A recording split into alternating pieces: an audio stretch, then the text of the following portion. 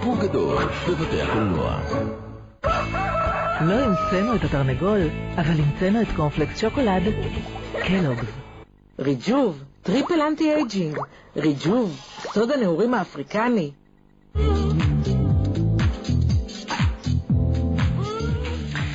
חזרנו אליכם. קבלות שבת בבית השנטי הוא ספר חדש שיצא בימים אלו. זה הספר, לא על האוכל לבדו.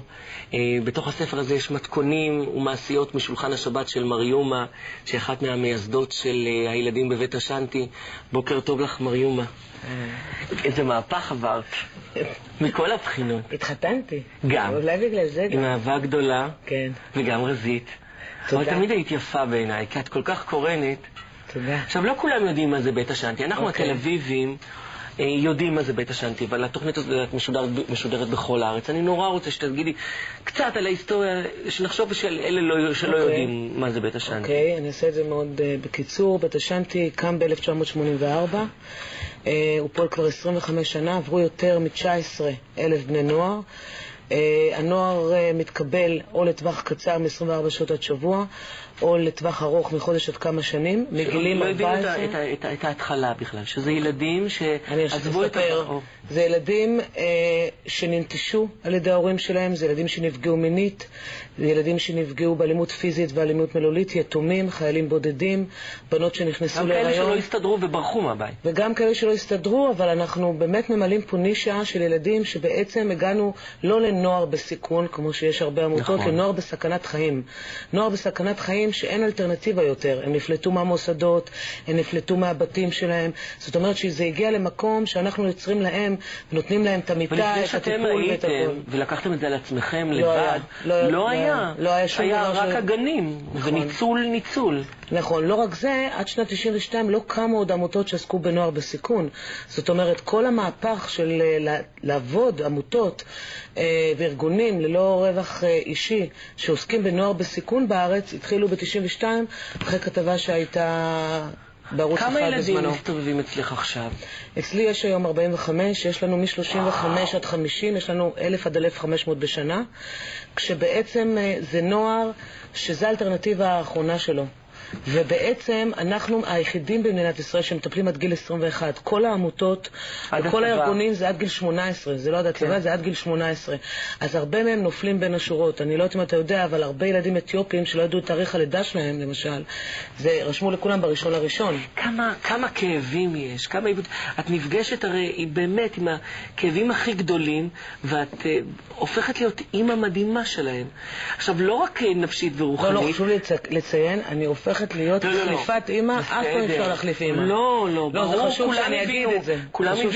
כולם הבינו, אני לא התכוונתי. אמא יש רק אחת, מי שקוראת ללדת, זה הקרוב במקומו, אבל זה נכון. עכשיו, בעצם בגיל הכי קשה, שכל כך קשה להגיע אליהם, לא סתם קוראים לזה הגיל המגעיל, זה הרי גיל שהם מורדים והם לא רוצים ובריכוז עצמי ובמקום לבחון את עצמם, הם שונאים את עצמם, יש כאלה שממש הרי לא סובלים את עצמם בגיל הזה. זה גיל מאוד, אבל אני אומרת כשאני מסתכלת היום בדיעבד גם על 19,000 וגם האלה לצערי שיגיעו, שאנחנו לא רק מטפלים ועוזרים להם להשתקם ולצאת לחברה, לאלה שחיים אצלנו טווח ארוך, אלא אנחנו עוזרים למשפחות העתידיות שלהם, כי מי שהקורבן ובעצם לומד להיות בחמלה ולסלוח, ולומד לא לבחור יותר להיות קורבן, אז גם הוא בוחר בחירות לא של קורבן בחיים.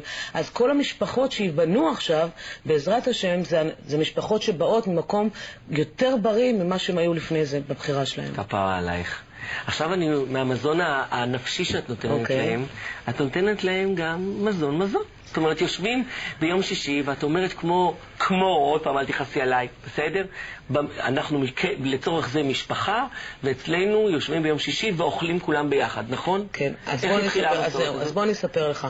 קודם כל, בית השנטי התחיל לקבלות שבת. ב-84 כשזה התחיל, אנחנו לא תכננו שזה יהיה בית השנטי. בית השנטי התפתח להיות, זה משהו שנבנה מהשטח, מהצרכים ומכל התהליך שאני עברתי בתוך זה.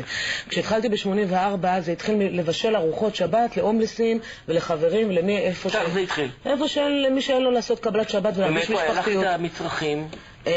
זה הקטע. אז כשזה התחיל, זה התחיל במצב שלא היה כמעט מצרכים. היה אורז, שזה לא עולה הרבה כסף, קצת כנפיים, ואם אין לך אוכל או אין לך מה, היינו גם מקבלים דרך אגב תרומות מחנה גרטלר, כמו שדיברנו לפני זה, מגן אורנים, כל מיני מלונות, אבל גם כשלא היה, היינו הולכים לאסוף משוק הכרמל ביום שישי כשזורקים את האוכל, ואוספים ועושים מטבוחה מעגבניות ומכל מה שקורה.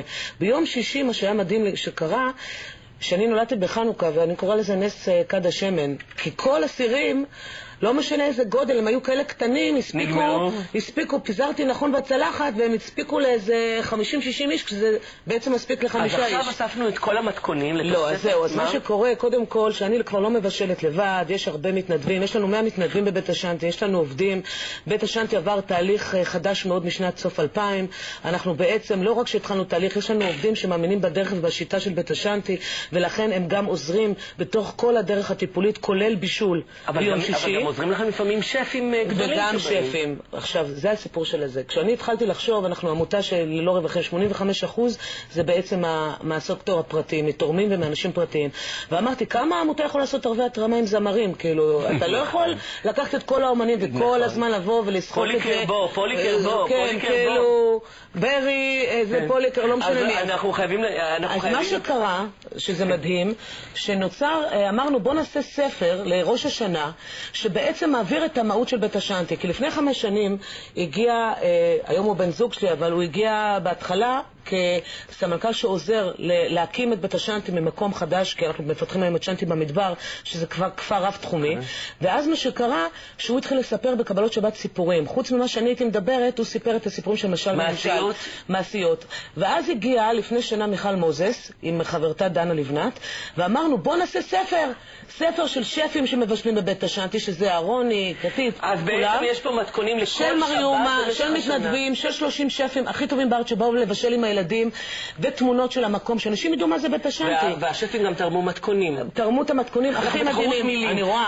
ויש מלא מתכונים שאת הבאת לנו, אוקיי, אני הבאתי של אביב משה ממסע, שהוא סלט גמבה, שהוא מדהים, שהוא גם עוזר לנו.